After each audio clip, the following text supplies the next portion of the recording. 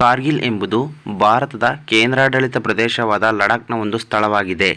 ಕಾರ್ಗಿಲ್ ಎಂಬ ಹೆಸರು ಖಾರ್ ಮತ್ತು ಆರ್ಕಿಲ್ ಎಂಬ ಎರಡು ಪದಗಳಿಂದ ಬಂದಿದೆ. ಖಾರ್ ಎಂದರೆ ಕೋಟೆ ಮತ್ತು ಆರ್ಕಿಲ್ ಎಂದರೆ ಕೇಂದ್ರ. ಹೀಗೆ ಕೋಟೆಗಳ ನಡುವಿನ ಹಾಗೂ ಅನೇಕ ರಾಜ್ಯಗಳ ನಡುವಿನ ಇರುವ ಸ್ಥಳವೇ ಕಾರ್ಗಿಲ್. ಮೇ 3, 1999ರಂದು ಲಡಾಖ್ನಲ್ಲಿ ಪಾಕಿಸ್ತಾನಿ ಪಡೆಗಳ ಆಕ್ರಮಣವು ಕಾರ್ಗಿಲ್ ಯುದ್ಧಕ್ಕೆ ಕಾರಣವಾಯಿತು. ಜುಲೈ 26, 1999ರಂದು ಪಾಕಿಸ್ತಾನದ ಸೇನಾಪಡೆಗಳನ್ನು ಅವರ ಆಕ್ರಮಿತ ಸ್ಥಾನಗಳಿಂದ ಹೊರಹಾಕುವುದರೊಂದಿಗೆ ಯುದ್ಧವು ಅಧಿಕೃತವಾಗಿ ಕೊನೆಗೊಂಡಿತು. ಹೀಗಾಗಿ ಇದನ್ನು ಕಾರ್ಗಿಲ್ ವಿಜಯ ದಿವಸ್ ಎಂದು ಗುರುತಿಸಲಾಯಿತು. ಯುದ್ಧದ ಸಮಯದಲ್ಲಿ ಭಾರತೀಯ ಸಶಸ್ತ್ರ ಪಡೆಗಳ 527 ಸೈನಿಕರು ಪ್ರಾಣ ಕಳೆದುಕೊಂಡರು.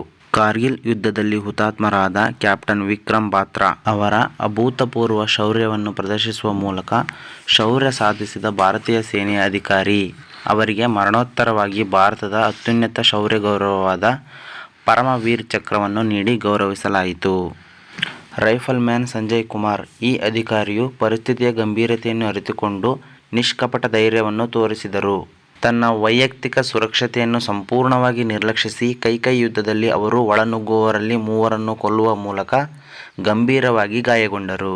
ಪರಮವೀರ ಚಕ್ರದ ಕಿರಿಯ ಪುರಸ್ಕೃತರಾದ ಯೋಗೇಂದ್ರ ಸಿಂಗ್ ಯಾದವ್ ಅವರು ಕಾರ್ಗಿಲ್ ಯುದ್ಧದ ಸಮಯದಲ್ಲಿ ಅಸಾಧಾರಣ ಧೈರ್ಯವನ್ನು ಪ್ರದರ್ಶಿಸಿದರು. 15 ಬಾರಿ ಗುಂಡು ಹಾರಿಸಿದರು. ಸಂಘರ್ಷದ ಪ್ರಮುಖ ಕ್ಷಣವಾದ ಟೈಗರ್ ಹಿಲ್ಲನ್ನು ವಶಪಡಿಸಿಕೊಳ್ಳುವ ಆಕ್ರಮಣವನ್ನು ಅವರು ಮುನ್ನಡೆಸಿದರು.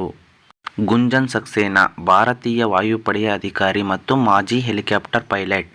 1999ರ ಕಾರ್ಗಿಲ್ ಯುದ್ಧದ ಅನುಭವಿ.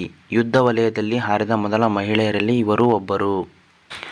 ಕಾರ್ಗಿಲ್ ವಿಜಯ್ ದಿವಸ್ ಆಚರಣೆಯು ವೀರ ಸೈನಿಕರ ಶೌರ್ಯ ಮತ್ತು ತ್ಯಾಗವನ್ನು ಗುರುತಿಸಲು ಮಾತ್ರವಲ್ಲದೆ ನಮ್ಮ ರಾಷ್ಟ್ರವನ್ನು ವ್ಯಾಖ್ಯಾನಿಸುವ ಧೈರ್ಯ, ಸಮರ್ಪಣೆ ಮತ್ತು ದೇಶಭಕ್ತಿಯ ಮೌಲ್ಯಗಳನ್ನು ಎತ್ತಿ ಹಿಡಿಯುವ ಯುವ ಪೀಳಿಗೆಯಲ್ಲಿ ಬದ್ಧತೆಯನ್ನು ಬಲಪಡಿಸುವ ಸಲುವಾಗಿ ಕಾರ್ಗಿಲ್ ವಿಜಯ್ ದಿವಸವನ್ನು ಆಚರಿಸಲಾಯಿತು.